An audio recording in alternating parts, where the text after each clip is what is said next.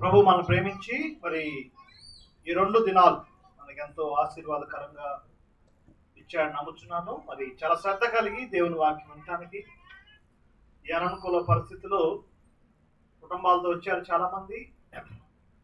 దేవుని వాక్యం చుట్టూ చేరి రావడానికి ప్రభు చుట్టూ కృపను బట్టి ఆయనకి ఎంతైనా వందనాలు చెల్లిస్తున్నాం. ఆఖరి సందేశంగా అపోస్తలుడైన పేతురు రాసిన మొదటి పత్రిక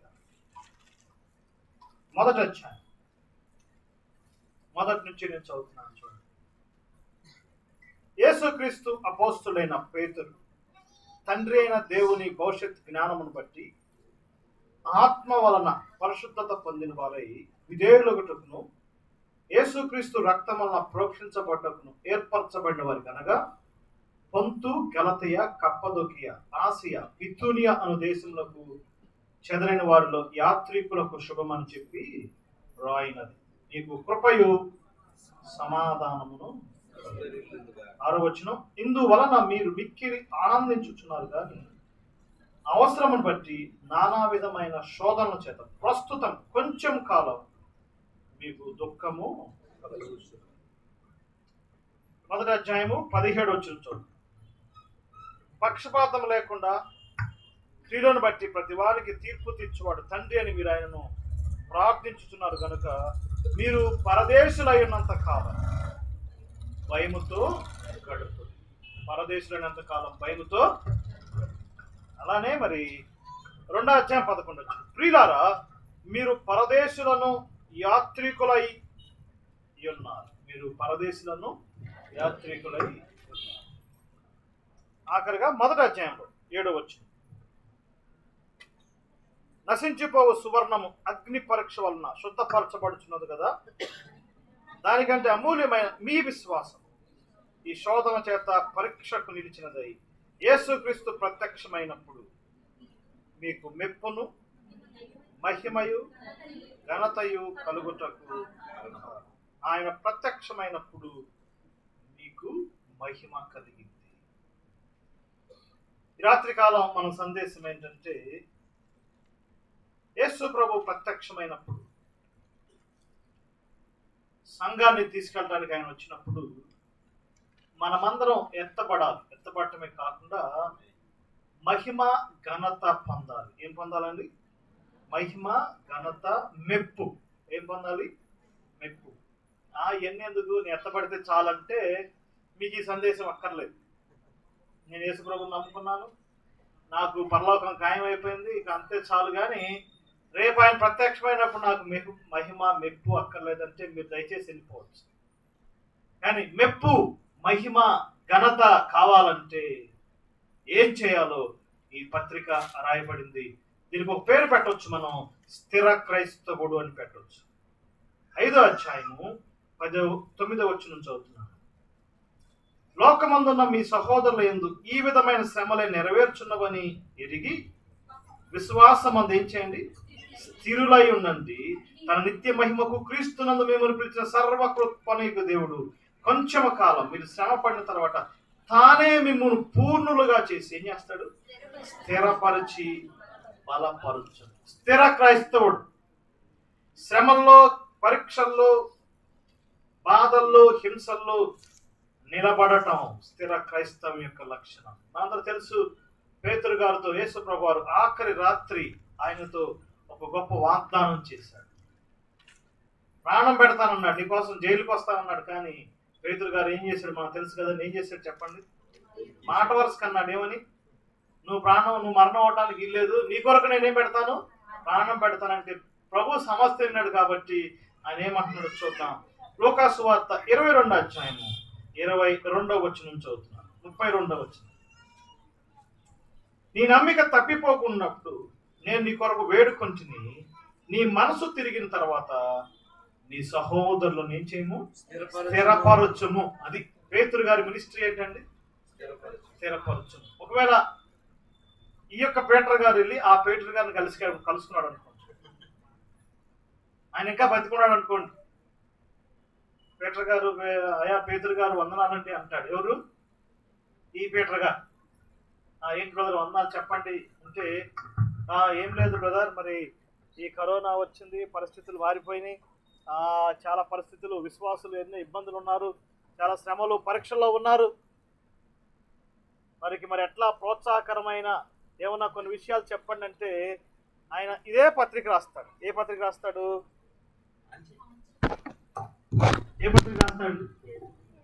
పీటర్ గారు ఓకే వందనాలు, నా పేతురు పత్రిక మొదటి అధ్యాయం మొదటి పత్రిక చదువుకోండి అంటాడు.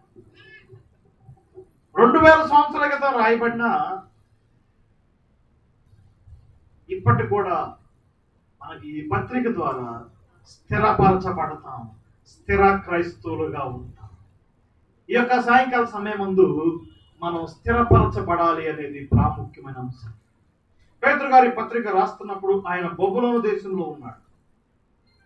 ఆనాటి క్రైస్తవ్యం చాలా కష్టాల్లో ఉంది. రోమా ప్రభుత్వం వారిని ఎన్నో ఇబ్బందులు పెడుతుంది. చాలా చోట్ల హింసలు చెలరేగినాయి. చాలా మంది దోచుకొనబడ్డారు, ఆస్తులు ధ్వంసం చేయబడ్డాయి, దోషణలు, హింసలు, ఎన్నో రకాలైన పరిస్థితులు వచ్చినాయి. కుటుంబాలు చెల్లా చెదిరైపోయినాయి. ఎవరు మట్టికి వారు ఎటంటే అటు పారిపోయారు, చెదిరిపోయారు. ఆ మాట మనం చూస్తున్నాం కదా, ఏమైనా చెప్పండి, చెదిరిపోయారు, చెల్లా చెదిరైపోయారు. వెళ్ళిపోయిన తర్వాత వాళ్ళ జీవితాల్లో అలసత్వం అమలుకుంది, అనుమానాలు అమలుకున్నాయి. ఒక్కొక్కరు విశ్వాసంలో ఏమవుతున్నారండి, వెనకబడిపోతున్నారు. వారి విశ్వాసానికే ఒక పెద్ద పరీక్ష, సవాల్ వచ్చినప్పుడు వారిని ప్రోత్సహించడానికి మొదటి పత్రిక రాశాడు. మొదటి పత్రిక శ్రమలు, రెండో పత్రిక మహిమ. ఈ రెండు విడదీయలేనివి. శ్రమలు, రెండోది ఏంటండి, మహిమ. శ్రమల తర్వాత ఏముంటుందమ్మా, మహిమ ఉంటుంది. బైబిల్ చెప్పే సత్యం అదే. యేసుప్రభువు వారు అమ్మాయి గ్రామానికి వెళ్తున్నప్పుడు ఇద్దరితో మాట్లాడకుండా వెళ్తుంటే వారికి కూడా అదే చెప్పాడు. ముందుగా శ్రమలు, తర్వాత ఏంటి, మహిమ. గ్రీఫ్ అంట. ఈ లోకంలో కృపచేత రక్షించబడ్డారు. అదే పేతురు పత్రిక మొదటి అధ్యాయం సారాంశం అదే. కృపయు మీకు సమాధానము నేకాను విస్తరించునుగాక. అలానే మొదటి అధ్యాయం 13వ వచనంలో మనకు తేబడు కృప, ఆయన ప్రత్యక్షమైనప్పుడు తేబడు ఏంటండి, తేబడు కృప, గ్రేస్. కృప ప్రత్యక్షమైంది, వాస్తవం రాత్రి చెప్పుకున్నాను. మహిమ ప్రత్యక్షం కాబోతుంది. కానీ ఈ లోకంలో మనకి గ్రీఫ్ అంటే దుఃఖాలు ఉన్నాయి. 3G అంటారు, 3G కదా, ఏంటది, గ్రేస్, కృప ఉంది, రక్షించబడ్డాం. రేపు భవిష్యత్తులో ఏముంది, మహిమ ఉంది. ప్రస్తుతం ఏముంది, గ్రీఫ్, దుఃఖం. ఈ దుఃఖంలో ఎలా స్థిరపరచాలి అనడానికి పేతురు గారు 2-3 విధానాలు. ఒకటి, అసలు దేవుని ప్రణాళిక ఏంటో చెప్పాడు, ఆయన టైం ఏంటో చెప్పాడు. ఈ పత్రిక చదువుతుంటే కొన్ని టైమ్స్ రాయపడ్డాయి. వాళ్ళ జీవితాన్ని ఎంత చిన్నదో, ఎంత భిన్నమైందో, ఎంత క్లుప్తమైందో తెలియచేశాడు. చూడండి ఒకసారి కొన్ని మాటలు చూస్తే కొన్ని టైమ్స్ చెప్పాడు. మొట్టమొదటిగా పేతురు రాసిన మొదటి పత్రిక 20-21 వచనాల్లో జగత్తు పునాది వేయబడక మునిపే అన్నాడు. ఏమన్నాడు చెప్పండి, జగత్తు పునాది వేయబడక మునిపే. 4వ అధ్యాయం 11వ వచనంలో యుగ యుగాలు. 2 గొప్ప మాటలు అండి. ఈ రెండు మనకు అసలు తెలియదు. మన క్యాలెండర్లు కూడా దీన్ని క్యాలిక్యులేట్ చేయలేవు, మన గడియారాలు చెప్పలేవు, కంప్యూటర్లు చెప్పలేవు, ఏమి చెప్పలేవు. ఈ 2 మాటలు ఏంటవి? మొట్టమొదటి మాట ఏంటి బ్రదర్, జగత్తు పునాది వేయబడక మునిపే. రెండో మాట ఏంటి, యుగ యుగాలు. Bible span, Bible time, Bible గ్రంథము దేవుని ప్రణాళిక యొక్క ఆది అంతం ఏంటంటే జగత్తు పునాది వేయబడక మునిపే. రెండోది ఏంటి, యుగ యుగములు. రెండవ మాట కడవరి కాలము, కడవరి కాలములు అని 2 మాటలు చెప్పాడు. చూడండి ఒకసారి పేతురు రాసిన మొదటి పత్రిక 20-21 వచనాల్లో కడవరి కాలమందు అనే మాట నోట్ చేసుకోండి. ఏ కాలం అంటే అది, కడవరి కాలము అందు ప్రత్యక్షపరచబడి. అంటే పాత నిబంధన ముగింపులో యేసు ప్రభు వచ్చినప్పుడు ఆ కాలాన్ని కడవరి కాలం అన్నారు. అంటే ఆ ప్రవచనాలు ముగింపుకు వచ్చినాయి, లేఖనాలు ముగింపుకు వచ్చినాయి, వాగ్దానాలు ముగింపుకు వచ్చినాయి, అన్నిటికీ ముగింపు వచ్చింది. కాబట్టి యేసు ప్రభు ఈ లోకానికి వచ్చి చనిపోయి తిరిగి లేచాడు కదా, దాన్ని ఏమన్నారండి, కడవరి కాలం. ఇంకొక మాట అన్నాడు మొదటి అధ్యాయము 3-4 వచనాల్లో కడవరి కాలములు అన్నాడు. 5వ వచనం కడవరి కాలములు. గమనించండి ఏంటంటే అది కడవరి కాలము. ఏంటది, ఇది మీకు తెలిసే ఉండొచ్చు కదా. ఇప్పుడు మనం ఎక్కడున్నాం, ఏ కాలంలో ఉన్నామండి? దేవుని నోటైనా ఇదే అంటారు. ఏ మతంలో అయినా చివరి రోజులండి, కలియుగం అండి, ఆఖరి రోజులని అంటారు కదా. ఇది కూడా ఏంటి చెప్పండి? బైబిల్ కూడా ఏ గడియలు ఇవి? చివరి గడియలు. పరిస్థితులు తీవ్రంగా మారిపోతున్నాయి. ప్రపంచ పరిస్థితులు ఒక్కసారిగా మారిపోతున్నాయి. ఈ కరోనా ఇంకా దేవుని గడియారాన్ని స్పీడ్ చేసేసి, ఏదైనా షాప్కి వెళ్ళారనుకోండి, ఏం పెడుతున్నారు? నో మాస్క్ నో ఎంట్రీ పెడుతున్నారా? పెట్టట్లేదు. విమానం ఎక్కాలంటే no vaccine no travel. Vaccine లేకపోతే ఏం లేదు, ట్రావెల్ లేదు. సినిమా షూటింగ్ వాళ్ళు కూడా నో షాట్ నో షూట్ అన్నారు. అంటే వ్యాక్సిన్ తీసుకోకపోతే ఏం లేదు, షూటింగ్కి పర్మిషన్ లేదు. ఇంకా సాఫ్ట్వేర్ ఇంజనీర్స్కి నో వ్యాక్సిన్ నో శాలరీ. పెట్టారా? పెట్టలేదా? ఇది బాగానే ఉంది. కానీ ఒక 2 నెలల క్రితం హైదరాబాదు న్యూస్ పేపర్లో ఒకటి, తెలంగాణలో ఒక ఎంఆర్ఓ ఏం చేశాడంటే, మీరు వ్యాక్సిన్ వేయించుకోకపోతే మీకు రేషన్ పెన్షన్ లేదన్న. ఏమన్నాడమ్మా? No vaccine no ration, no vaccine no pension. జనాలంతా ఏం చేస్తారు చెప్పండి? ఎంఆర్ఓకి తెలీదు రేపు ఇదే జరిగింది. No 666, no seal no business. ప్రకటన గ్రంథం 6వ అధ్యాయం మాట రాయబడింది. ఆ ముద్ర లేకపోతే క్రయ విక్రయాలే ఉండవంట. ఇదంతా రేపు దాని కొరకు సిద్ధం పడుతుంది. నో వ్యాక్సిన్ నో రేషన్ అంటే ప్రజలందరూ ఏం చేశారండి? పరిగెత్తి చచ్చినట్టు ఏం వేసుకున్నారు చెప్పండి? వ్యాక్సిన్ వేయించుకుంటున్నారు. రేపు ఒకటి వస్తుంది, ఒక స్టేజ్ మీదకి యాంటీ క్రైస్ట్ వచ్చినప్పుడు ఒక రూల్ పెడతాడు, నో సీల్ నో బిజినెస్. ఆ మాట రాయబడింది 6వ అధ్యాయం. క్రయ విక్రయాలు ఉండవంట. క్రయ విక్రయాలు అంటే ఏంటి? ఏం ట్రాన్సాక్షన్ చేయలేదు. ఈ కరోనా దేవుని యొక్క కడవరి కాలాన్ని చాలా దగ్గర చేసింది. దేశాల మధ్య చిచ్చు కలగజేసింది. దేశాలు విడిపోతున్నాయి, కూటములు మారిపోతున్నాయి. ఇది కడవరి కాలం. మూడవదిగా పూర్వము గతించిన కాలం అని చెప్పాడు. చూడండి ఒకసారి 1వ అధ్యాయము 14-15 వచనాలు. నేను పరిశుద్ధులైన ప్రకారం మీరును పరిశుద్ధులైండుడి, మీ పూర్వపు అజ్ఞాన దశలు అన్నాడు. ఏ కాలం అండి అది? పూర్వపు అజ్ఞానం. ఎప్పుడు ఇది? నమ్మకం ముందు. ఇప్పుడు మన గురించి చెప్తున్నాడు. ఉందేమో జగత్తు పునాది యుగయుగములు చెప్పాడు, బైబిల్ టైం చెప్పాడు. రెండవది యేసుక్రీస్తు వచ్చే టైం చెప్పాడు. మొదటిసారి వచ్చింది, రెండోసారి రాబోయింది. ఇప్పుడు మన టైం చెప్తున్నాడు. మన టైం ఏంటండి? మొట్టమొదటిది ఏముంది? పూర్వం ఉంది. రెండవ మాట చూడండి, 4వ అధ్యాయము 2-3 వచనాల్లో, మనం జీవించు మిగిలిన కాలం అనగా దేవుని ఇష్టానుసారంగా నడుచుకుంటున్నాము.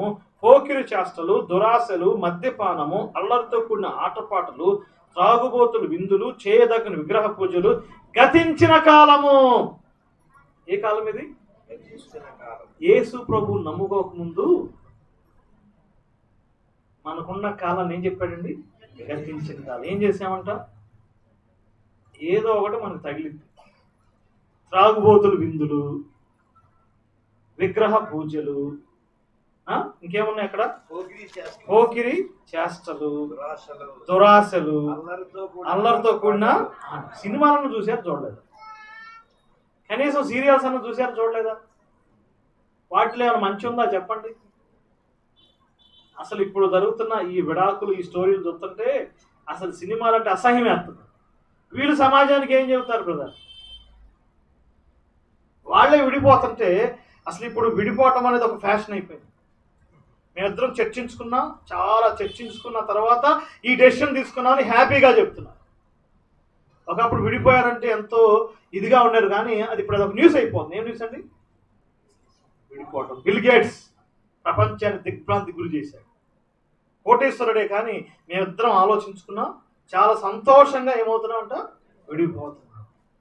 అల్లరితో కూడిన ఆటపాటలు, ఏదో ఒకటి. గతించిన కాలం, పూర్వకాలం మనం చేసాం. ఇప్పుడు మనం ఏమైంది చెప్పండి? రక్షించబడ్డాం. అందుకని ఇప్పుడు అనే మాట మనం చూస్తున్నాం. చూడండి 1వ అధ్యాయం 6వ వచనం. ఇందువలన మీరు మిక్కిలి ఆనందించున్నారు, కానీ అవసరమును బట్టి ప్రస్తుతము అనే మాట నోట్ చేసుకోండి. ఏంటంటే అది ప్రస్తుతం. ప్రస్తుతం అన్నాడు. ఇంకొకటి మీకు కావాలంటే మిగిలిన కాలం 4వ అధ్యాయము మొదటి 2 వచనాలు, మీరు ఇక నుంచి మనుజాసను అనుసరించి నడుచుకొనుక. బ్రదర్ ఆ మాట చదవండి. మిగిలిన కాలము. ఏ కాలం అండి ఇది? ఇది నీ గడియారం చెప్పమంటే ఇదంతా చెప్పాల్సిన పని లేదు. ఇప్పుడు మనం ఏ గడియారంలో ఉన్నాం బ్రదర్? ఏ గడియారంలో ఉన్నాం? మిగిలిన కాలం. నాకు ఎంత మిగిలింది, ఎంత మిగిలిందో తెలియదు, ఎన్ని సంవత్సరాలు మిగిలింది తెలియదు. కానీ నేను 30 ఏళ్ళు 40 ఏళ్ళు నుంచి చెప్పలేను, గ్యారంటీ లేదు. కానీ నేను ఏ పీరియడ్లో ఉన్నానమ్మా? చెప్పండి. మిగిలిన కాలం. ఈ మిగిలిన కాలంలో కొంచెం కాలం శ్రమలు ఉంటాయి అంటున్నాడు. అర్థమైంది ఇప్పుడు నేను చెప్పింది? ఎంత చక్కగా చెప్పాడండి. మొదటి అధ్యాయము 6వ వచనం, అవసరమును బట్టి కొంచెము కాలము. ఏంటంటండి? కొంచెము కాలం. 5వ అధ్యాయము 10వ వచనం, కొంచెము కాలం. డియర్ బ్రదర్స్ అండ్ సిస్టర్స్, గతించిన కాలం అయిపోయింది.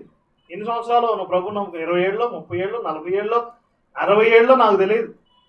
గతించిన కాలం అయిపోయింది. ఇప్పుడు ఏ కాలం ఉందండి? కొంచెము కాలం. ఆ కొంచెం కాలంలో ఎంతకాలం? శ్రమలు ఉంటాయి, మహిమ ఉంటుంది. దీని అంతా చెప్పడానికి ఒక్క మాట ఉపయోగించాడు. ఆ మాట ఏంటంటే మొదటి అధ్యాయం 17 వచనం, మీరు పరదేశులై ఉన్నంత కాలము. ఏమంటున్నాడండి? నీవు పరదేశివి, జ్ఞాపకం చేసుకో. సేవకుడు అయినా పరదేశివే. పెద్ద పెద్ద మినిస్ట్రీస్ పెట్టుకున్నాను, సెటప్ చేసుకున్నాను, ఎంత చేయబోతున్నాను ప్లాన్ వేసుకున్నా, హలో నువ్వెవరివి చెప్పండి? పరదేశివి. ఒక సుదీర్ఘమైన ప్రణాళిక వేసుకుంటున్నా, మంచిదే, భవిష్యత్తు కొరకు ఎన్నో చేస్తున్నాం, కానీ నువ్వెవరు చెప్పండి? పరదేశివి. అందుకే ఈ పత్రికలు ఆ మాట చూడండి, స్టార్టింగ్లోనే చెదిరి ఉన్న యాత్రికులకు రాయబడింది. 2వ అధ్యాయం 11వ వచనంలో పరదేశిలో యాత్రికులు. ఈ రాత్రికాల సమయం ముందు ప్రతి బిలీవర్ ఎవరండి? ఎవరమ్మా? పరదేశీ యాత్రికుడు. ఆ మనసు నిన్ను యొక్క జీవితం, నీ హృదయంలో నువ్వు పరదేశివురా అని నీ హృదయంలో పడితే నీ జీవితానికి ఎంతో ఉద్యమం కలిగింది. నువ్వు పరదేశం అని తెలుసుకుంటే ఈ లోకంలో వాటి కొరకు వీటి కొరకు ప్రాకులాడు, పరుగులు తీయో, కొద్దిగా ఆలోచిస్తావు, ఆగుతావు. రే నేను ఎవరిని? పరదేశిని. బైబిల్ గ్రంథమంతా ఇలాంటి మాటలే మనం చూస్తున్నాం. హెబ్రీ పత్రికలో పాత నిబంధన భక్తులు కూడా ఇలానే జీవించారు కదా. అబ్రహాము, ఇస్సాకు, యాకోబులు ఎలా జీవించారమ్మా? గుడారాల్లో జీవించి పరదేశులు. ఓల్డ్ టెస్టమెంట్ భక్తులంతా ఎలా జీవించారండి? పరదేశులు. మరి కొత్త నిబంధనలో ఈ పేతురు గారు కూడా ఆయన ఏం చెప్తున్నాడు చూడండి. పేతురు రాసిన 2వ పత్రిక మొదటి అధ్యాయం 12వ వచనం, నాకు ఒక సిగ్నల్ వచ్చింది దేవుడి దగ్గర నుంచి. ఏంటి ఆ సిగ్నల్ అంటే, నా గుడారం పీకేయమని దేవుడు చెప్పేస్తున్నాడు. మాట ఉంది కదా మొదటి అధ్యాయం 11వ వచనంలో, నేను ఇక చివరి రోజులో ఉన్నాను కాబట్టి ఈ మాటలు చెప్పి మిమ్మల్ని రేపాలి, మీ హృదయంలో రేపాలని చెప్పిన. ఎందుకంటే యేసు ప్రభు నాకు సూచించాడు నా గుడారం విడిచిపెట్టడానికి. నేను పేతురు గారు కూడా ఎవరు చెప్పండి? పేతురు గారే కాదు, పౌలు గారు కూడా ఇదే భావాన్ని చెప్పాడు. చూడండి, కొరింథీయులకు రాసిన 2వ పత్రిక 5వ అధ్యాయం మొదటి వచనం చదవండి. 5:1.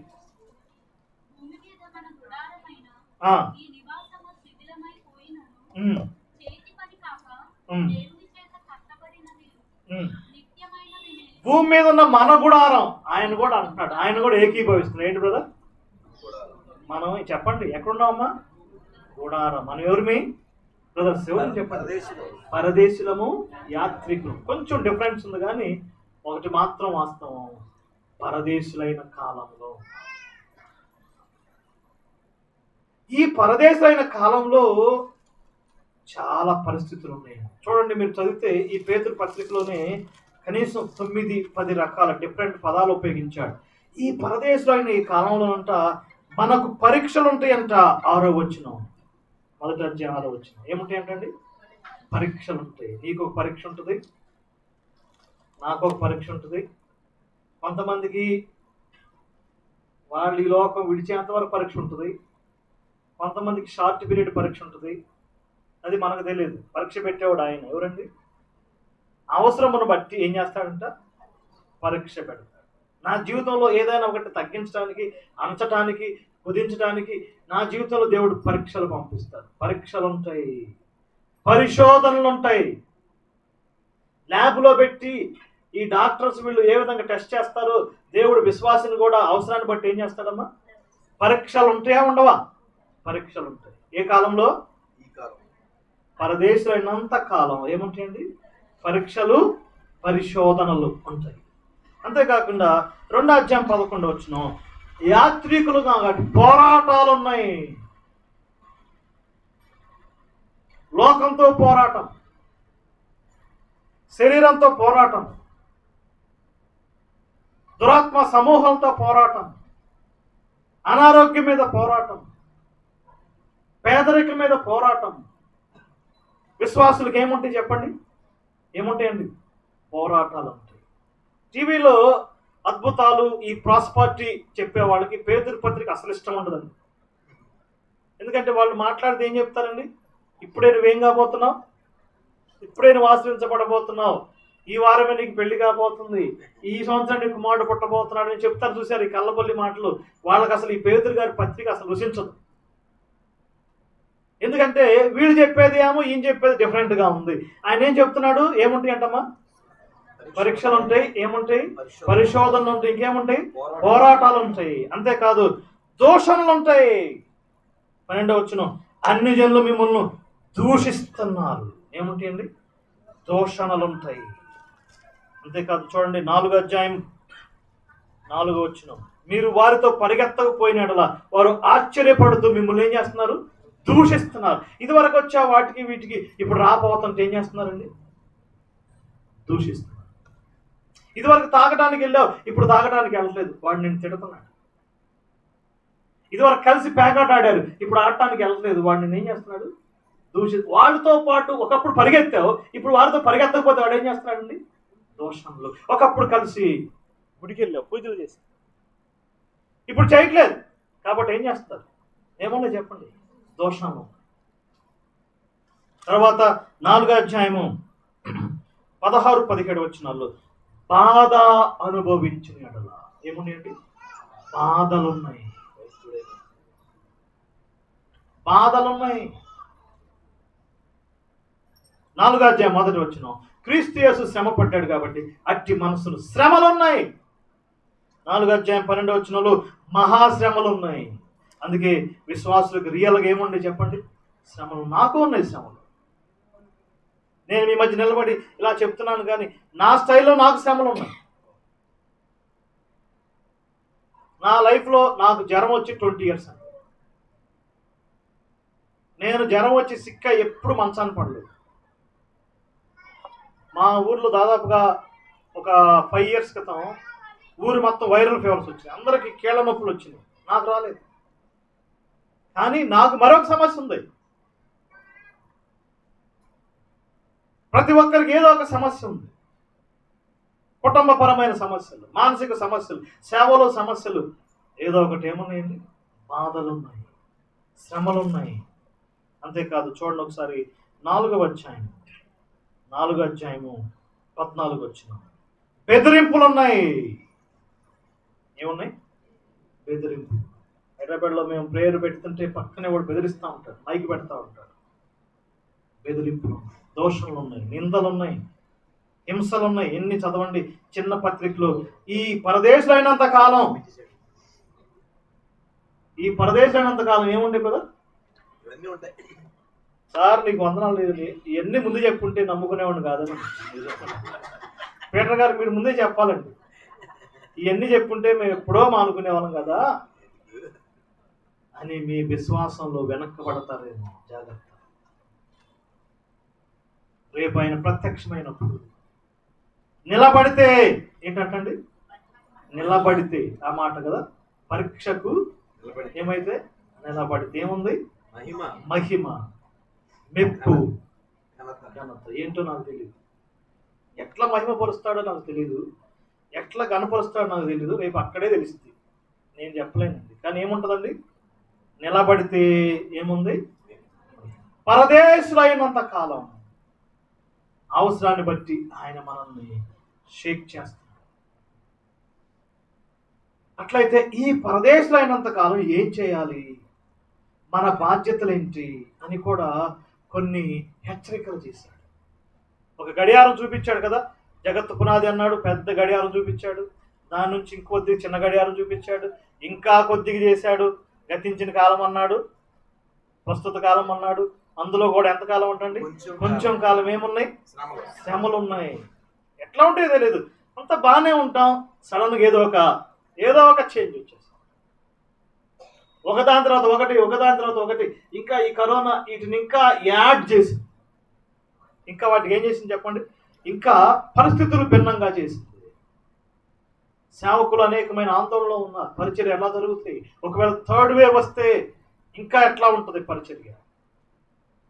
సేవకుల ఆందోళనలు సేవకులకు ఉన్నాయి, తల్లిదండ్రుల ఆందోళనలు పిల్లల పట్ల వారికి ఉన్నాయి. క్రైస్తవ విశ్వాసులు పలు విధాలైన అనేక పరిస్థితులు గుండా వెళ్తున్నారు. అందుకనే మనం ఎవరమండి? భూమి మీద ఎవరిమి? యాత్రికులము, పరదేశ. ఈ పరదేశులైనంత కాలం ఏం చేయాలి? ఈ పత్రిక చదివితే 7 రకాలైన మీద కొన్ని కనపడతాయి. మీకు ఈజీ గుర్తుంటుంది, చాలా తేలిగ్గా రాశాడు పేతురు గారు. ఒకవేళ పేతురు గారు కనపడితే, పేతురు గారు నీకు చాలా థ్యాంక్స్ అండి, మా తెలుగు భాషలో మాకు అర్థమయ్యేటట్టుగా కొన్ని మాటలు చెప్పావు అని వందనాలు చెప్తాను. ఏం చేయాలి? ఈ పరదేశులైనంత కాలం మనం చేయవలసిన కొన్ని బాధ్యతలు చూద్దాం. మొట్టమొదటిది నోట్ చేసుకోండి. మొట్టమొదటిది 1వ అధ్యాయం 14-15 వచనాల్లో, పరదేశులైనంత కాలం పరిశుద్ధులై ఉండండి.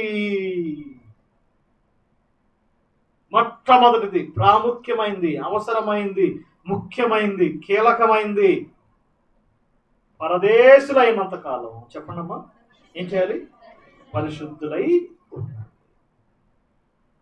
ఇది చాలా ప్రాముఖ్యమైనది. ఏం సంభవించినా, ఎలాంటి పరిస్థితులు వచ్చినా మనం దేవుని కొరకు ఏం చేయాలండి? పరిశుద్ధులుగా జీవించాలి. అసలు ఈ పత్రిక చదువుతుంటే ఆ పరిశుద్ధత అనే మాట చాలాసార్లు వచ్చిందండి. 3వ అధ్యాయంలో చూడండి, పరిశుద్ధ స్త్రీలు అన్నాడు. ఏమన్నాడు? పరిశుద్ధ స్త్రీలు. మీరు ఏదో వాక్యం చెప్పాల్సిన పని లేదు. అసలు మీ ప్రవర్తన ద్వారా మీ భర్తను రాబట్టవచ్చు. ఏ ప్రవర్తన? పరిశుద్ధ ప్రవర్తన అనే మాట మీకు కనపడుతుందండి ఇందులో. ఈ మధ్య ఒక సాక్ష్యం విన్నాను. మా బామర్ది వాళ్ళు ఒక రోజు ప్రతిదినం ప్రభుత్వం అని ఒక యూట్యూబ్లో పెడుతున్నారు. అందులో ఒక సిస్టర్ని పిలిచారు వాక్యాన్ని. ఆమె సాక్ష్యం చెప్పింది. మా నాన్నగారు మిలిటరీ ఆర్మీలో పనిచేశాడు. అప్పుడు మేము ఢిల్లీలో ఉన్నాం, అక్కడే చదువుకున్నాం. మా నాన్నగారు చాలా మొండివాడు. కానీ మా మదరు ఆమె యొక్క సాక్ష్యాన్ని బట్టి, మా తండ్రి మారాడు, నేను మారాను, మేమిద్దరం ఒకే రోజు బాప్తీసం తీసుకున్నాం. తండ్రి కూతురు ఒకే రోజు ఏం చేశారంటే బాప్తీసం. చాలా ఆశ్చర్యం కదా. అన్నదమ్ములు బాప్తీసం తీసుకుంటారు, అక్క చెల్లెలు బాప్తీసం తీసుకుంటారు, భార్యాభర్తలు బాప్తీసం తీసుకుంటారు. కానీ ఎవరంటండి? తండ్రి కూతురు మేమిద్దరం ఒకే రోజు బాప్తీసం తీసుకున్నాం అని చెప్పినప్పుడు నిజంగా ఎంత ఆశ్చర్యం. ఆమె ప్రవర్తన, పరిశుద్ధ జీవితం. 2వ పత్రికలో పరిశుద్ధ పర్వతం అన్నాడు. 1వ అధ్యాయము ఆ పరిశుద్ధ పర్వతం మీద 17వ వచనం, ఆ పరిశుద్ధ పర్వతము అన్నాడు కదా. యేసుప్రభువు వారు 18వ వచనం బ్రదర్, ఆ పరిశుద్ధ పర్వతం మీద మేము చూసినాము. 3వ అధ్యాయం 1వ వచనంలో పరిశుద్ధ ప్రవక్తలు. ఈ పత్రిక అంతా దేంతో నింపబడింది? బైబిల్లో మనకి బాగా బోర్ కొట్టే పుస్తకం ఏంటి? ఆ మాట అనకూడదు కానీ అంటున్నా, 66 గ్రంథాల్లో మనకు బాగా అంటే ఒక రకమైన ఆయాసం కలగజేసే పుస్తకం ఏంటి? లేవియాకాండం. ఫస్ట్ పేజ్ చదువుతాం, చివరి పేజ్ చదువుతాం. ఎందుకంటే ఇక అందులో ఏం అర్థం కాదండి. ఏం అర్థం కాదంటే బొల్లు అంటాడు, బూడిద అంటారు, జలం అంటాడు, అవునా కాదా? గొర్రె అంటాడు, మేక అంటాడు, అంటారు లేదండి. ఎన్నో ఉంటాయి. ఎంత చదవాలని ప్రయత్నం చేసినా ఏం అర్థం కాకపోయినా ఆ పుస్తకంలో కనీసం 90 సార్లు నేను పరిశుద్ధుడను అనే మాట దేవుడు ఉపయోగించాడు. నేను పరిశుద్ధుడను గనుక మీరును, అదే కదా పేతురు గారు రాశాడు. ఎక్కడి నుంచి తీసుకున్నాడు ఈ మాట? మనం నెగ్లెక్ట్ చేసామే. అందుకని విలియం మెక్డొనాల్డ్ అనే భక్తుడు ఒక పుస్తకం రాశాడు. దాని పేరు బీ హోలీ అండ్ అన్ఫర్గాటెన్ కమాండ్. పరిశుద్ధులుగా జీవించటం ఒక మరవబడిన ఆజ్ఞ అని పెట్టాడు. నేటి విశ్వాసులకి పరిశుద్ధుల గురించి చెప్తుంటే ఎక్కట్లేదండి. హోలీనెస్ గురించి చెప్తుంటే ఎక్కట్లేదు. హ్యాపీనెస్ గురించి చెప్తే బాగా ఎక్కుతుంది. దేని గురించి? హ్యాపీనెస్. బాగా నవ్వించి ఆ మాటలు ఈ మాటలు చెప్తే ఎంతో బాగా ఉంటుంది. కానీ దేని గురించి చెప్తే, హోలీనెస్ పరిశుద్ధత గురించి చెప్తుంటే ప్రజలకు ఏం కావట్లేదండి, ఎక్కట్లేదు. కానీ దేవుడు డిమాండ్ చేస్తున్నాడు, దేవుడు కమాండ్ చేస్తున్నాడు, నేను పరిశుద్ధుడైన ప్రకారం మీరును ఏంటండి పరిశుద్ధులు, సమస్త ప్రవర్తన యందు పరిశుద్ధులై ఉంటుంది. ఇంకా మీకు అక్కడక్కడ మీకు కనపడుతుంది పరిశుద్ధులు పరిశుద్ధులు అనే మాట. ఇంకా చాలా చోట్ల మీకు కనపడుతుంది. ఈ పత్రిక నిండా పరిశుద్ధతతో నింపబడింది. అందుకే మంచి పాట ఉంది కదా, చాలా పాటల పుస్తకాలు ఫస్ట్ సాంగ్ అదే, పరిశుద్ధ పరిశుద్ధ పరిశుద్ధ. Holy father, holy son, holy spirit, holy god. మన దేవుడు ఎవరండి? పరిశుద్ధుడు. పరదేశులైనంత కాలం ఏం చేయాలండి? ఫస్ట్ ఏంటి? పరిశుద్ధులుగా జీవించాలి. ఒక బైబిల్ భక్తుడు బైబిల్లో పరిశుద్ధత అనే మాట ఎన్నిసార్లు వచ్చిందో లెక్క పెట్టాడు. లేకపోతే పరిశుద్ధుడు, పవిత్రం అనే మాటలు లెక్క పెట్టాడు. ఆది కాండం నుంచి ఎక్కడి వరకు? ప్రకటన గ్రంథం. నిన్నే ఉదయం చెప్పుకున్నాను, ఆది కాండంలో ఉంది పవిత్రత. ప్రకటన గ్రంథంలో ఫస్ట్ పుస్తకంలో ఉంది, చివరి పుస్తకంలో మొత్తం ప్రతి పేజీ ఒక కేబుల్ లాగా ఉంటుంది. ఏంటి చెప్పండి? దేవుడు పరిశుద్ధుడు అనేది పాత నిబంధనకు సంబంధించిందా, కొత్త నిబంధనకు సంబంధించిందా? చెప్పండి. దేవుడు పరిశుద్ధుడు అనే మాట దేనికి సంబంధించింది? పాత నిబంధనగా, కొత్త నిబంధనగా? అన్నిట్లో ఉంది. పరిశుద్ధుడు పరిశుద్ధుడు పరిశుద్ధుడు అని యెషయా గ్రంథంలో ఉంది. అదే మాట ప్రకటన గ్రంథంలో కూడా ఉంది. ఏముంది? పరిశుద్ధుడు పరిశుద్ధుడు పరిశుద్ధుడు. ఇప్పుడు మనం కూడా ఏం కావాలి? పరిశుద్ధులై ఉండండి. ఎప్పటి వరకు? పరదేశులైనంత కాలం. ఒకరోజు కాదు. పోయిన సంవత్సరం దేవునిలో పరిశుద్ధంగా ఉన్నానండి అంటే కుదరదు. పోయిన నెల దేవునిలో పరిశుద్ధంగా ఉన్నానంటే కుదరదు. ఎప్పుడంటండి? ఇక ఆ మాట పెట్టుకుని, ఏ మాట? పరదేశులైనంత కాలం. ఆయన లెక్క పెడితే దాదాపుగా 1000 సార్లు రాయబడింది. ఎన్నిసార్లు? 1000 సార్లు. బైబిల్ పేజెస్ లెక్క పెడితే 1000 పేజీల పైన ఉన్నాయి.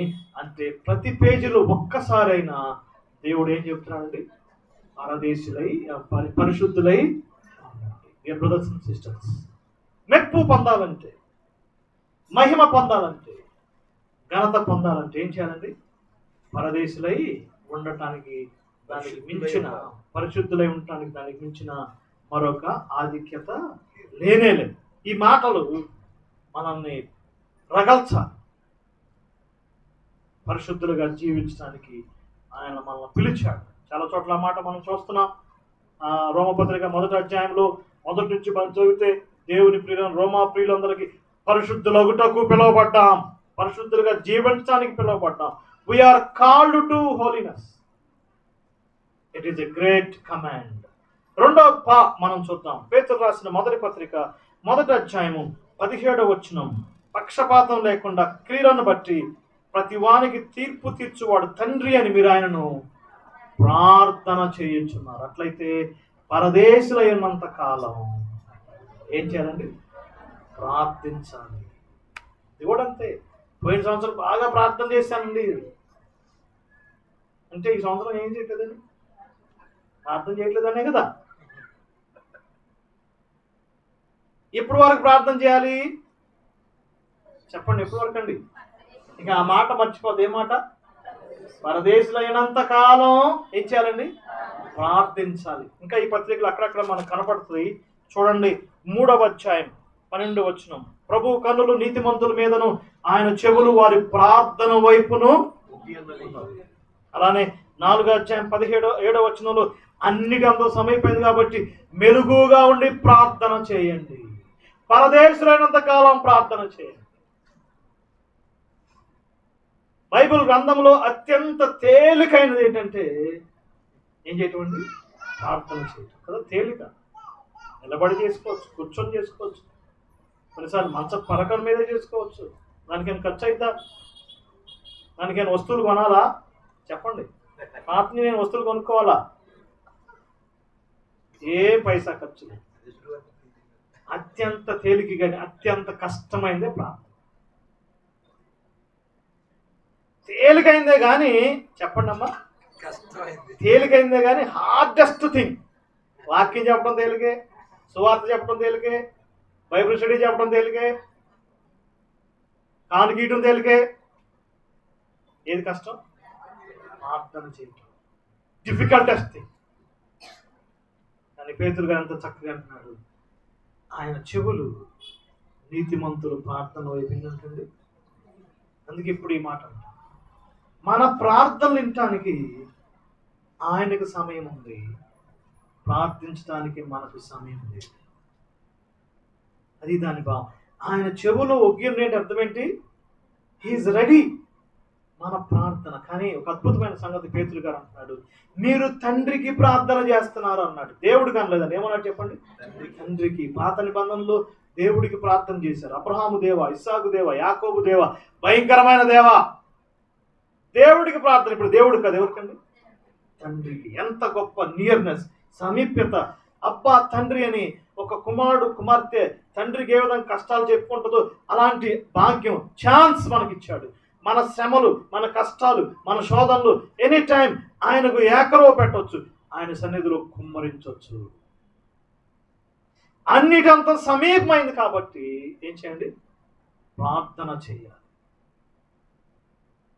ఎఫెసీ పత్రిక 6వ అధ్యాయము 17-18 వచ్చిన అనుకుంటా. ప్రతి సమయమందును ప్రతి విధమైన ప్రార్థన. ఏంటంటే చెప్పండి? ప్రతి సమయమందును ప్రతి విధమైన ప్రార్థన ఆత్మ వలన చేస్తున్నాం. ఎవరి వలన? చాలా మంది సోదరులు తప్పుగా అర్థం చేసుకున్నారు. పరిశుద్ధాత్మకు ప్రార్థన చేస్తున్నారు. కాదు కాదు, పరిశుద్ధాత్ముడే మనలో ఉండి ప్రార్థనలో నడిపిస్తున్నాడు. ప్రతి సమయం అంటే ఒక స్పెషల్ టైం లేదండి. మా పాస్టర్ గారు అమావాస్య రోజు ప్రార్థన చేస్తాడు. ఏం చేస్తే ఉపయోగం ఏంటి? అమావాస్య స్పెషల్ కాదు. మా పాస్టర్ గారు 3ంటికి లేచి చేస్తాడు. 3ంటికి చేయని 5ంటికి. ప్రతి సమయం ఎప్పుడైనా వెసులుబాటు. ఒక స్పెసిఫిక్ టైమింగ్స్ లేకపోతే ఒక స్పెసిఫిక్ డేస్ లేవు. అది నీవు తీసుకుంటే తీసుకో, కానీ ప్రతి సమయం అందును ప్రతి విధమైన ప్రార్థన. అది ఫాస్టింగ్ ప్రేయర్, అది ఫ్యామిలీ ప్రేయర్, అది పర్సనల్ ప్రేయర్, అది గ్రూప్ ప్రేయర్, అది సిస్టర్స్ ప్రేయర్, అది సర్వెంట్స్ ప్రేయర్. 400 రోజుల నుంచి ఇంకా పోరాడుతున్నారు. ఎవరు? నన్ను కూడా ఒకరోజు ప్రార్థనలో పలకరించారు. పోరాడుతున్నాం. ఎనీ టైం, ఎనీవేర్, ఎనీబడి ఏం చేయొచ్చండి? ప్రార్థన చేయటం చాలా శ్రేష్టమైన. పరదేశులు అయినంత కాలం ఏం చేయాలండి? ప్రార్థన చేయాలి. హైదరాబాద్ ఒక ఆంటీ గారు ఉన్నారు. ఆమెకి ఎప్పుడన్నా ఆంటీ ఎక్కువ ప్రేయర్ చేస్తారు కాబట్టి, ఆంటీ పలానా అంశం గురించి ప్రార్థనలో పెట్టనంటే ఓకే బ్రదర్ తప్పకుండా ప్రార్థన చేస్తాను. అయిపోద్ది. ఇక నేను దాని గురించి అడగను. కానీ ఒక 5-6 నెలలు పోయి నాకు అడిగింది, బ్రదర్ ఇప్పుడు ప్రార్థన చేయమన్నావు కదా ఏమైందంటే, సారీ అంటే మీకు చెప్పలేదు, అది జరిగిపోయిందంటే, అవునా నేను ఇంకా చేస్తానే ఉన్నాను బ్రదర్ అంటుంది. వండర్ఫుల్. ఆమె కరోనా వచ్చింది, 9 రోజులు హాస్పిటల్లో. నేనే సజెస్ట్ చేశాను, అంటే మీరు ఇమ్మీడియట్గా టెస్ట్ చేయించుకోండి, లేట్ చేయొద్దు, నా మాటిని మీరు తొందరపడద్దు, మంచి రిటైర్డ్ ఎంప్లాయ్ అని. వెంటనే నేనే ఒక అతన్ని ఇంటికి వచ్చి బ్లడ్ తీసుకుని అతను నేనే పురమాయించి చేశాను.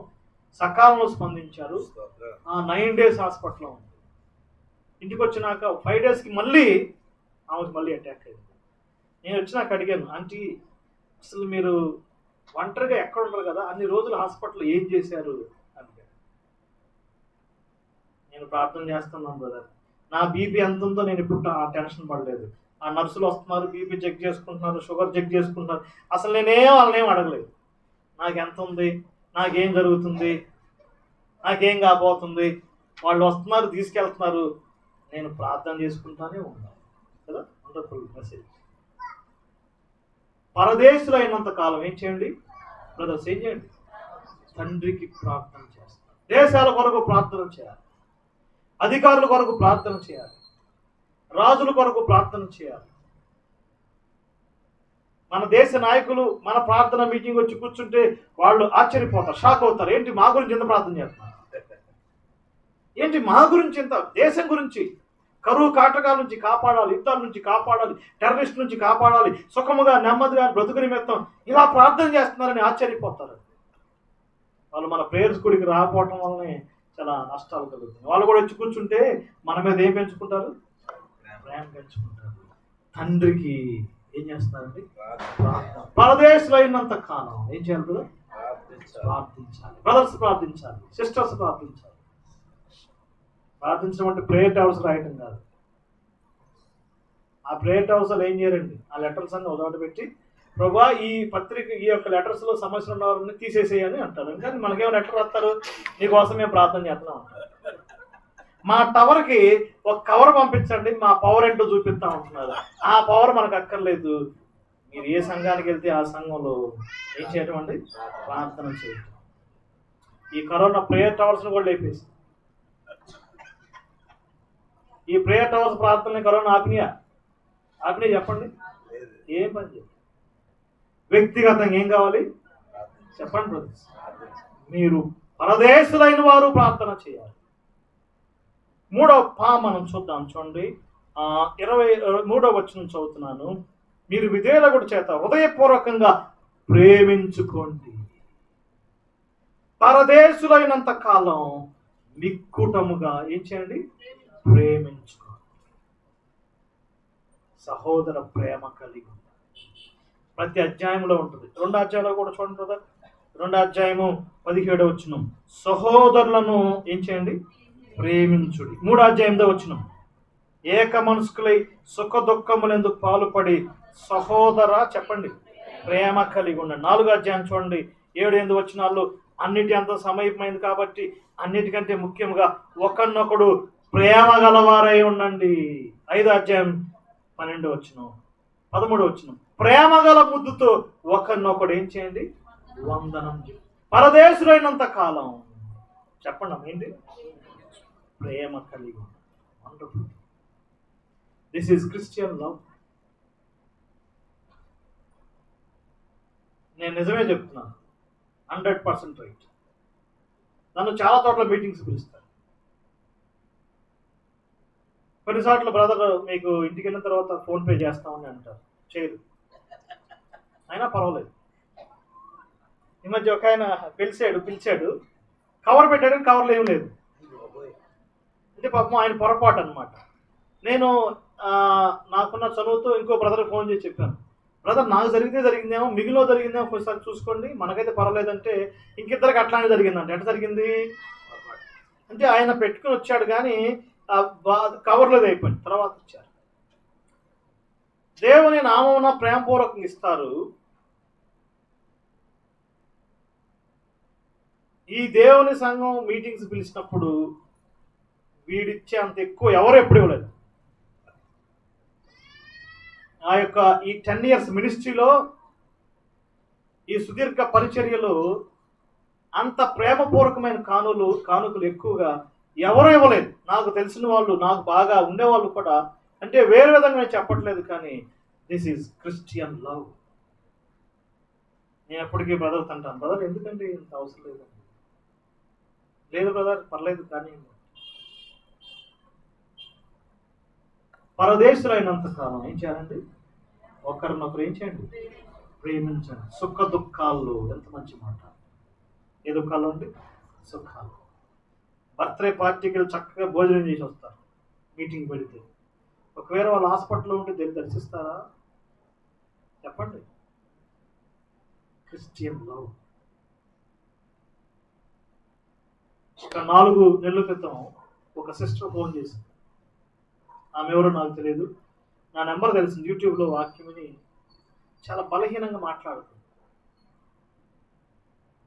బ్రదర్ మాది అనంతపూర్ అండి, నా పేరు విద్యాశ్రీ, మేము ఒక ఉన్నత బ్రాహ్మణ కుటుంబానికి చెందినవాడు. బాలసుబ్రహ్మణ్యం ఇంటి పేరు ఉంది కదా, ఇంటి పేరు అది శ్రీమంత్. బాలసుబ్రహ్మణ్యం ఇంటి పేరు పూజారి విద్యాశ్రీ, ఇంటి పేరు పూజారి.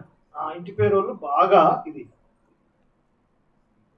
మేము గుత్తి దగ్గర ఒక ఆలయానికి మా హస్బెండ్ ఉండేవాడు, కానీ మా కొడుకు వల్ల మేము దేవుళ్ళలోకి వచ్చాము. ఇంకా అంతే బ్రదర్, చాలా శ్రమలు వచ్చినాయి. భర్త చనిపోయాడు, ఇప్పుడు కొడుకు బెంగళూరులో చిన్న జాబ్ చేసుకుంటున్నాడు. నాకు క్యాన్సర్ వచ్చిందండి. నాకు తెలియకుండానే నాకు గైనిక్ యూట్రస్ క్యాన్సర్ వచ్చింది. ఆపరేషన్ అయ్యి ఒక 5-6 నెలలు అవుతుంది. నా కోసం ప్రార్థన చేయండి అంది. సహజంగా ఇట్లా చాలామంది చేస్తారులే అని నేను అంతగా తేలిగ్గా తీసుకున్నాను. కానీ నెక్స్ట్ డే మాత్రం నాకు లేదు, ఆమె చెప్పే దాంట్లో వాస్తవం అనపడుతుందని చెప్పి నేనే మళ్ళీ ఫోన్ చేశాను. ఆమెతో సుదీర్ఘంగా మాట్లాడాను. ఆమె సాక్ష్యం చాలా ఆశ్చర్యం. ఆమె తిరుపతి హాస్పిటల్లో చూయించుకోవడానికి వెళ్తే డాక్టర్ చూశాడంట, విద్యశ్రీ పూజారి. ఇది లేదు, మంచి అందంగా ఉంది, నువ్వు క్రైస్తవురాలు అయ్యావు అని చెప్పి 3 రోజులు ఆమె ట్రీట్మెంట్ ఇవ్వలేదు, పట్టించుకోలేదంట. మనకు లేరా దేవుళ్ళు, ఎందుకు ఇట్లా చేసావు, నీకు అసలు ఉందా అని చెప్పి చాలా దూషించాడు. ఆ పేపర్లో ఆ ముఖమే తీశాడు. ఏమో మరి 3 రోజులు అయిన తర్వాత ఆయన ఏం చేశాడో తెలియదు. ఆయన ఎంతో ప్రేమతో టేకప్ చేశాడు, అసలు చేశాడు. మొత్తానికి సర్జరీ జరిగింది. సర్జరీ జరిగే ముందు ఆమె ఒక రిక్వెస్ట్ కోరింది, సార్ నేను ఒక పాట పాడతాను సార్. ఆమెను సర్జరీ మీద కొనుక్కోబెట్టారు. ఈ లోక యాత్ర అనే పాట ఎప్పుడు విన్నారు? హెబ్రోన్ పాడతారు. ఈ లోక యాత్రలో నే సాగుచుండా, ఈ లోక యాత్రలో నే సాగుచుండా, ఒకసారి నవ్వు ఒకసారి ఏడ్పు, ఒకసారి నవ్వు ఒకసారి ఏడ్పు, అయినాను క్రీస్తేసు నా తోడను. అందరూ నిశ్శబ్దంగా ఉన్నారు. డాక్టర్లు రేడియేషన్ తీసే వాళ్ళు అందరూ నిశ్శబ్దంగా ఉన్నారు. సర్జరీ అయిపోయింది. కీమోథెరపీకి వెళ్ళినప్పుడల్లా పాట పాడేది. సార్ మీకు ఇష్టం ఉంటే యేసు ప్రభు గురించి తెలుసుకొని పాంప్లెట్లు ఇచ్చాను. చాలా ఇన్స్పైరింగ్ సాక్ష్యం చెప్పింది. నేను వెంటనే నా గ్రూపుల్లో ఆమె సాక్ష్యాన్ని పెట్టాను. వెంటనే దాదాపుగా 2 లక్షల రూపాయలు సమకూర్చుకోండి. ఎన్ని లక్షలండి? 2 lakhs. విశాఖపట్నంలో ఒక మేడం ఆమె స్పందించింది. ఎవ్రీ మంత్ కావాల్సిన మెడిసిన్ నేను ఇస్తాను.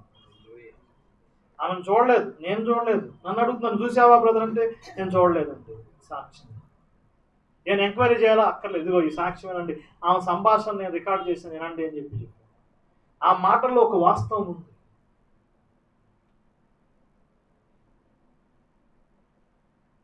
క్రైస్తవ ప్రేమ. పరదేశులైనంత కాలం ఏం చేయండి? ప్రేమించండి.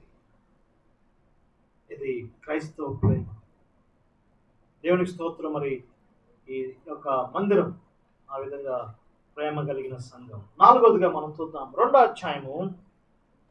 సమస్తమైన దుష్టత్వము దోషణ మాటలు మాని కొత్తగా జన్మించిన శిశువును పోలిన వారై పాల వంటి వాక్యాన్ని అపేక్షించండి. పరదేశులైనంత కాలం చెప్పండి. అంటే ఏంటండి? పాల వంటి వాక్యాన్ని చెప్పండి, అపేక్షించండి. అంటే అర్థం ఏంటి? దేవుని వాక్యాన్ని చదవండి, నేర్చుకోండి, వినండి. వర్డ్ ఆఫ్ గాడ్, ప్రభు వాక్యం. 1వ అధ్యాయం చివరిలో మాట ఉంది, గడ్డి ఎండిద్ది, పూరాలిద్ది, ప్రభు వాక్యం నిత్యము నిలిచిద్ది. పాల వంటి వాక్యం.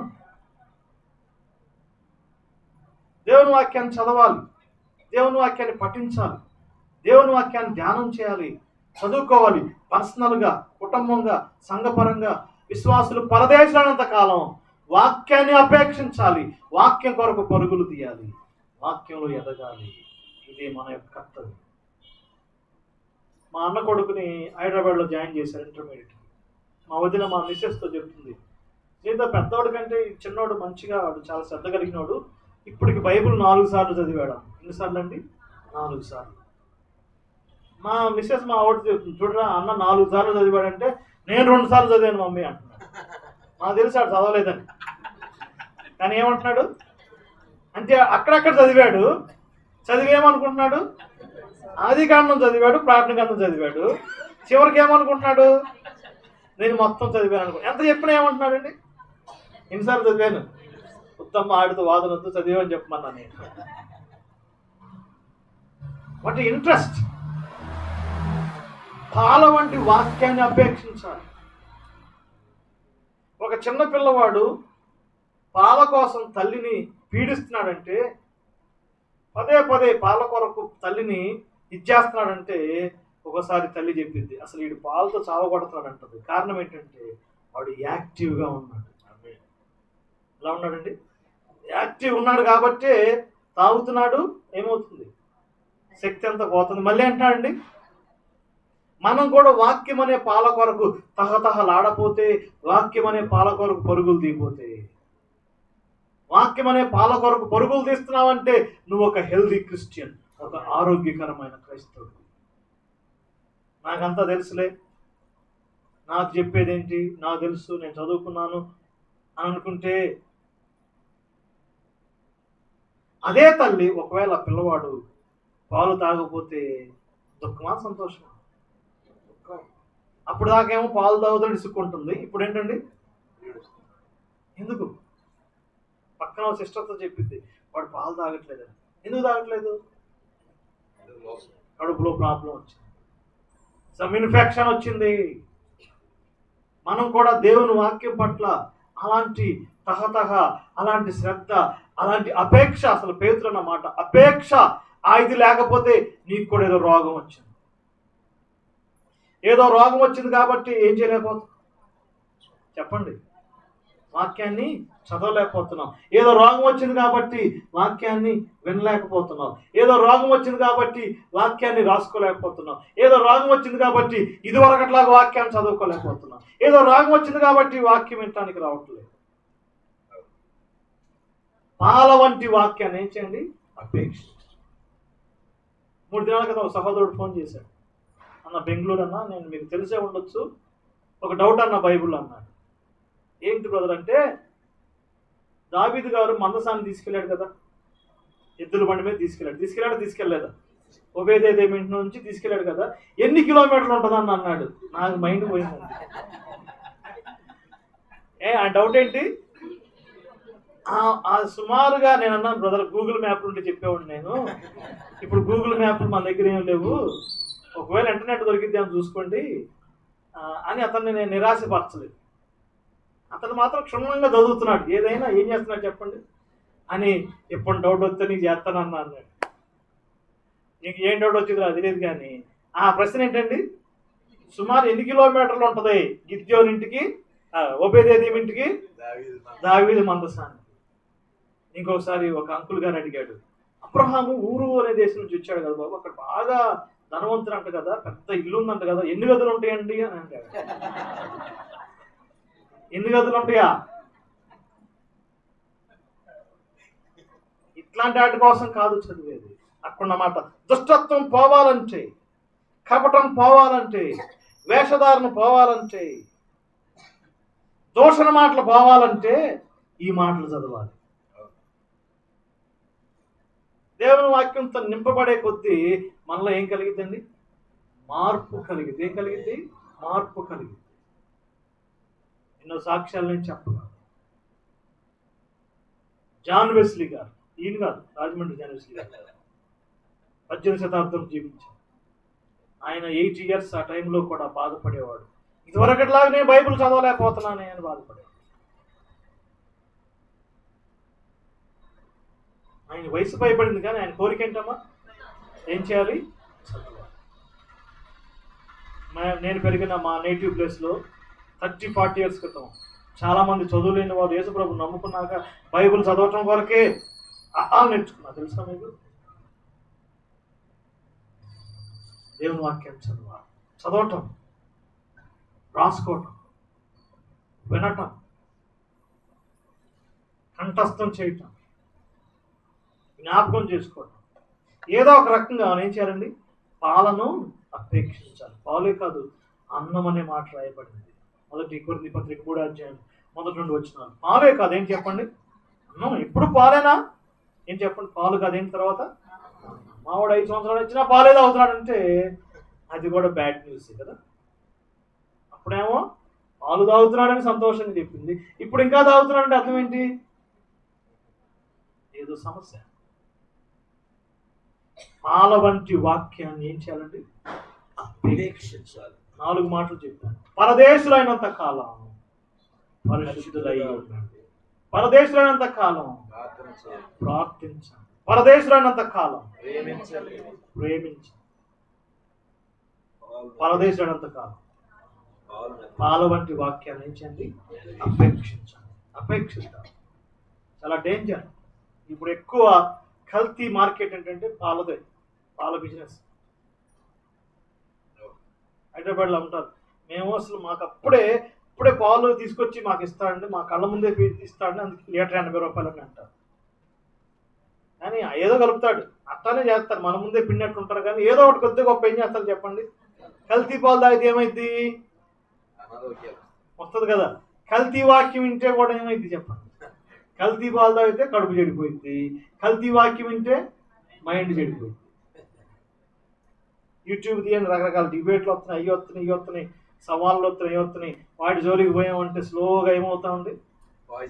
జాగ్రత్త. పాల వంటిది, తేనె వంటిది,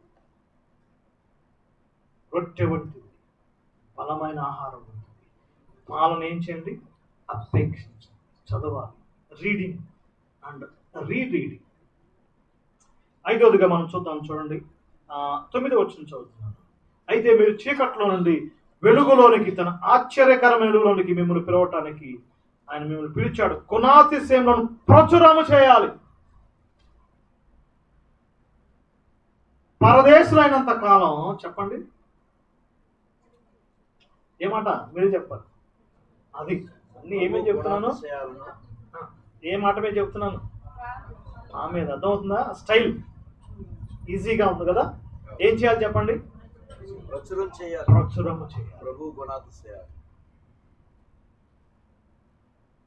ఇట్ ఈస్ అవర్ డ్యూటీ. చీకట్లో నుండి వెలుగులోనికి మనం పిలిచాడు.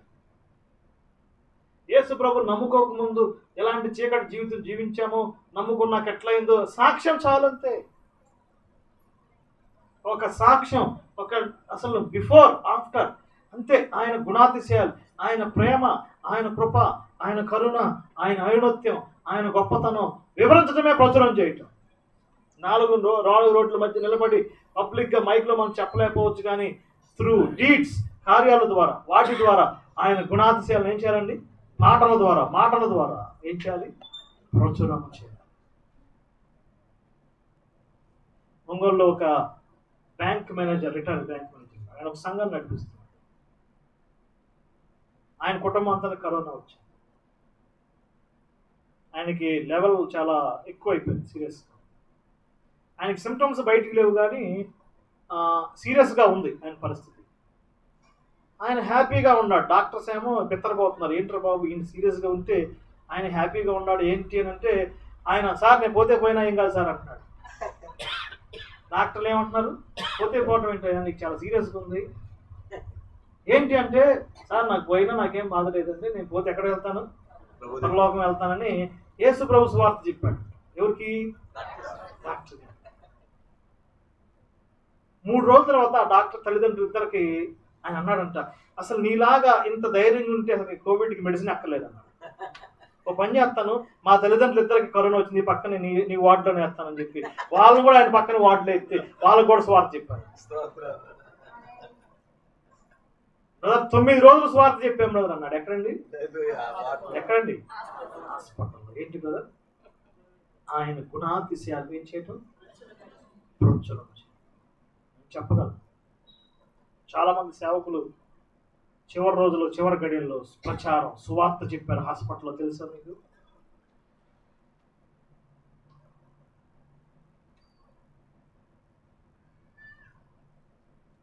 డాక్టర్లు, నర్సులు కూడా చాలా మంది సేవకులు చనిపోయినప్పుడు వాళ్ళు కూడా ఇమోషన్గా ఫీల్ అయ్యారు.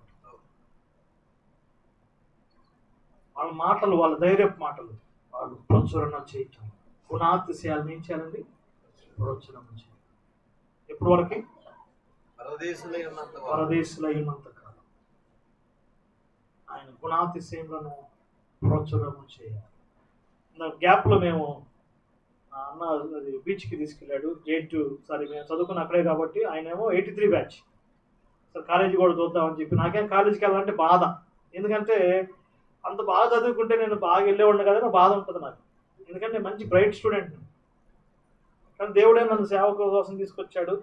అందరు ఫ్రెండ్స్ ఏమో ఎక్కడికి వెళ్ళిపోయారు, అన్న వద్దులే లోపలికి, నేను రాలేదు నాకు అంతా అని అంటాను. కానీ మనసులో ఒక బాధ.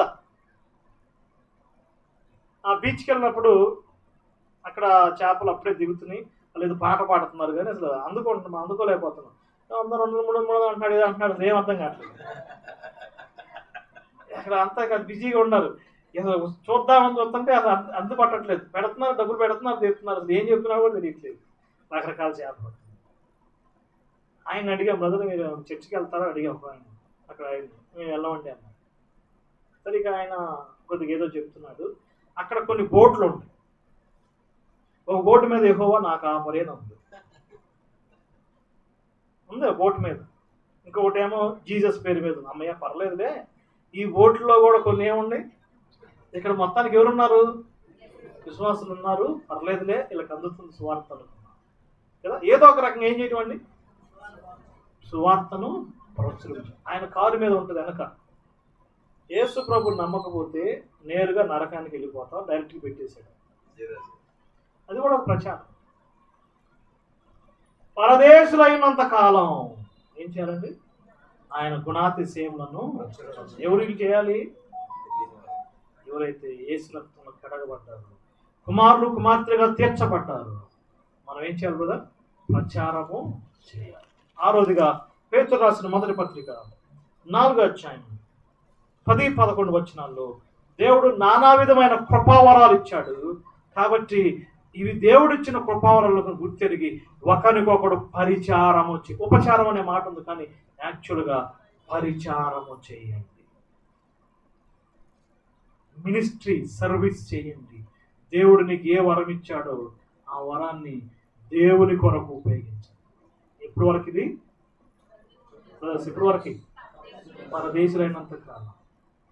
క్లీనింగ్ గిఫ్ట్ నీకు ఇచ్చాడు, తుడిచే పని, శుభ్రంగా తొడవటం పని అంతే.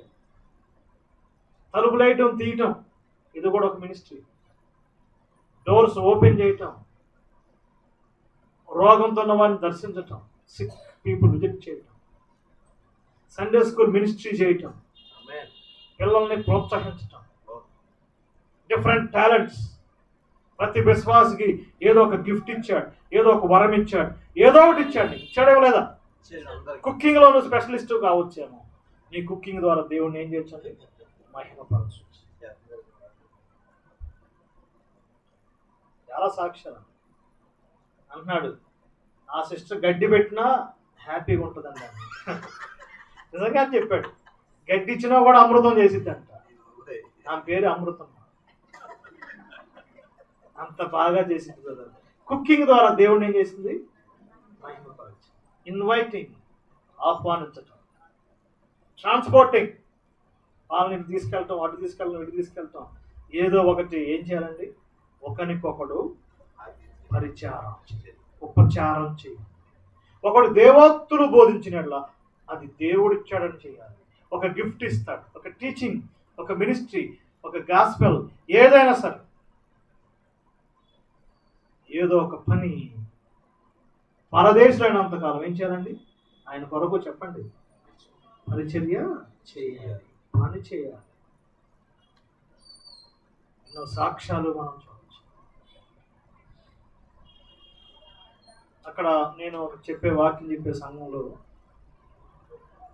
అంకుల్ గారు, రిటైర్ అంకుల్ గారు ఉన్నారు. ఆయన రీసెంట్గా బాప్తిసం తీసుకున్నారు. రోజు వస్తున్నాడు, పోతున్నాడు, ఆదివారం వస్తున్నాడు. కానీ అక్కడ సహోదరుడు, మా అంకుల్ గారికి రైటింగ్ బాగా వస్తుంది, ఆయనకి మంచి రైటింగ్ వస్తుంది కాబట్టి ఆయన కోసం బోర్డు కొనుక్కొచ్చాడు. అంకుల్ ప్రతి వారం బోర్డు పని ఇదే, ఈ వార కార్యక్రమాలు రావాల్సింది అంటే చాలా హ్యాపీగా తీసుకున్నాడు. ప్రతి వారం రాసి పెడుతున్నాడు. ఏం పెడుతున్నాడు చెప్పండి? ఎంటర్ అయ్యేటప్పుడే బోర్డు మీద ఆదివారం ఇది, మా సోమవారం ఇది, ఇంకా ప్రేయర్ రిక్వెస్ట్ ఉంటాయి కదా, ఆ మొత్తం వర్క్ చేస్తున్నాడు కదండి. ఇక అది ఆయనకి ఇవ్వబడింది. ఏం పని అది? బోర్డు మీద చెప్పండి, రైటింగ్. ఒక మినిస్ట్రీ, దేవుని కొరకు పని చేయటం. కొంత సమయం, కొద్ది సమయం ఏదో ఒకటి ఆయన కొరకు ఇవ్వటం. ప్రేయర్ కూడా ఒక మినిస్ట్రీ, తెలుసా? సిక్ అయిన వారి కొరకు ప్రార్థన చేయటం, సంఘంలో బలహీన వారి కొరకు ప్రార్థన చేయటం, సంఘంలో కుటుంబాల కొరకు ప్రార్థన చేయటం, అది కూడా ఒక పెద్ద మినిస్ట్రీ. నీకు ఏ వరం ఇచ్చాడు?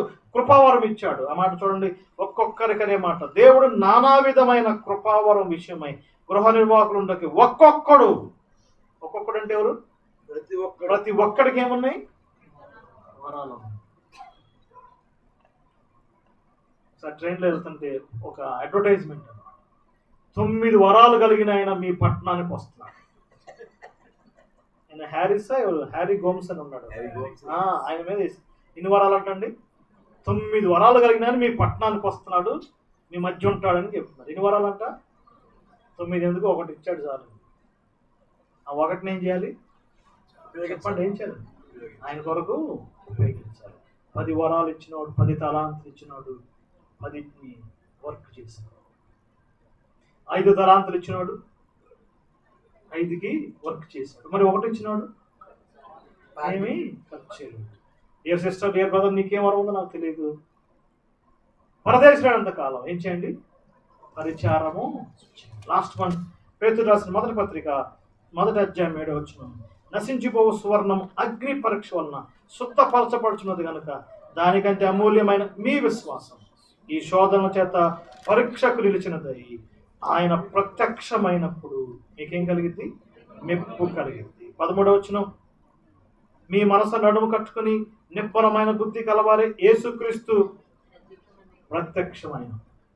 5వ అధ్యాయం 4వ వచనం, ప్రధాన కాపరి ప్రత్యక్షమైన. పరదేశులైనంత కాలం ప్రభు ప్రత్యక్ష కొరకు ఎదురు చూడాలి. ఇదే గో. పరదేశులైనంత కాలం చెప్పండి, ఆయన ప్రత్యక్షత కొరకు ఏం చేయాలి? ఎదురు చూడాలి. ఆర్భాటముతో, ప్రధాన దూత శబ్దముతో, దేవుని బోరతో పరలోకం నుంచి ప్రభు దిగిరాబోతున్నారు. ఇది మన నిరీక్షణ, ఇది మన విశ్వాసం. కోటాను కోట్ల మంది విశ్వాసులు ఎదురు చూస్తున్నారు. ప్రపంచం కరోనా వ్యాక్సిన్ కొరకు ఎదురు చూస్తున్నాము, కానీ మనం కమింగ్ ఆఫ్ క్రైస్ట్, యేసుక్రీస్తు యొక్క రాకడ కొరకు ఏం చూస్తున్నాం? ఎదురు చూస్తున్నాం. ప్రత్యక్షత కొరకు ఎదురు చూడాలి. ఆయన రాకడ కొరకు ఎదురు చూడాలి. స్పర్జన్ అనే దైవజనుడు ఎప్పుడు ఇలా చెప్పేవాడు, ఇది నా లాస్ట్ మెసేజ్ అని ఆయన చెప్పేవాడంట. ఆయన అలా చెప్పేవాడంట, ఇది నా లాస్ట్ మెసేజ్ అని చెప్పేవాడంట. వినేవాళ్ళు కూడా ఇది నా చెప్పండి లాస్ట్ మెసేజ్ అని వినాలని చెప్పేవాడు ఆయన. అంటే అర్థం ఏంటి?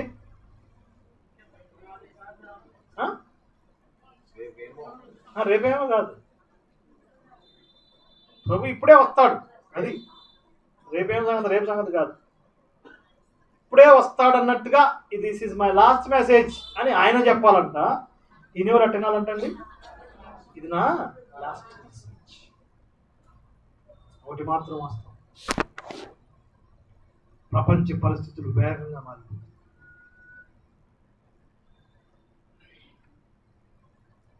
దేవుని వాక్యంలో చెప్పిన అనేకమైన సూత్రాలు జరుగుతున్నాయి. కరువులు కాటకాలు పెరిగిపోబోతుంది, భ్రష్టత్వం వ్యాపించిపోతుంది, చివరి గడియలు ఉన్నాయి.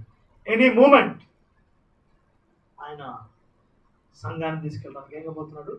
ప్రత్యక్షం కాబోతున్నాడు. కాబట్టి ఏం చేయాలండి? మనం పరదేశులమైనంత కాలం ఏం చేయాలి? ప్రత్యక్షత కొరకు. పరదేశులైనంత కాలం పరిశుద్ధులుగా ఉండాలి.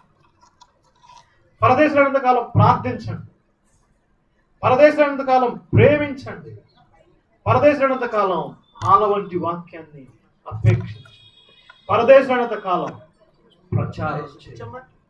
పరదేశులైనంత కాలం పరిచర్య చేయండి. పరదేశులైనంత కాలం చెప్పండి ప్రత్యక్షత కొరకు ఎదురు చూడాలి. నేను రాత్రి చెప్పుకున్నా, ఇహలోక సంబంధమైన భక్తి ఎంతో శ్రద్ధించి మహిమ ప్రత్యక్షత కొరకు ఎదురు చూస్తూ ఈ లోకంలో ఏం కావాలి? బ్రతుకు చూడాలి. ఇప్పుడు నీ పాట విన్నారా? పరదేశులమో ప్రియులారా, విన్నారండి ఆ పాట? విన్నారా? ఎప్పుడు పాడతారు ఆ పాట? అది లేపినప్పుడు పాండి లేపుతారు కదా, ఆ పాట పాడతారు. ఆ పాట అన్నిసార్లు పాడితే ఊరుకోరు కొన్ని సంఘాలు. ఆ పాట పాడకూడదంట. ఏ పాట? పరదేశులము. పాడతారా? మీకు కూడా సెంటిమెంట్ ఉందా? సంతోషంగా పాడు. పరదేశులము ప్రియులారా మన పురమిది కాదిప్పుడు, నిజముగా పురమిది కాదిప్పుడు. ఈ పాట రోజు పాడుకోవాలి. మనం యాత్రికులము, పరదేశులు. ఆయన ఈ యొక్క సూత్రాలు మనం పాటిస్తే ఆయన ప్రత్యక్షమైనప్పుడు మహిమ, ఘనత, నిప్పు కలుగుతాయి. దేవుడి వాక్యాన్ని జీవించుకున్నారు. ప్రేమతో ఆహ్వానించి నాకు ఇచ్చిన యొక్క సమయాన్ని బట్టి దేవుడి సంఘంపై వలసపాక, కాకినాడ, ఇంకా పలు ప్రాంతాల నుంచి వచ్చిన వీళ్ళందరికీ నా యొక్క ప్రేమపూర్వక వందనాలు. నా పరిచర్య కొరకు, నా కుటుంబం కొరకు మీ యొక్క ప్రార్థనలో జ్ఞాపకం చేసుకోండి. యూట్యూబ్లో కూడా ఉన్నాయి మెసేజెస్. మరి తర్వాత ఎవరైనా కావాలంటే కలవండి. ఆ లింక్ చెప్తాను. మీరు ఖాళీగా ఉన్నప్పుడు అనేక సత్యాలు, ముఖ్యంగా యూత్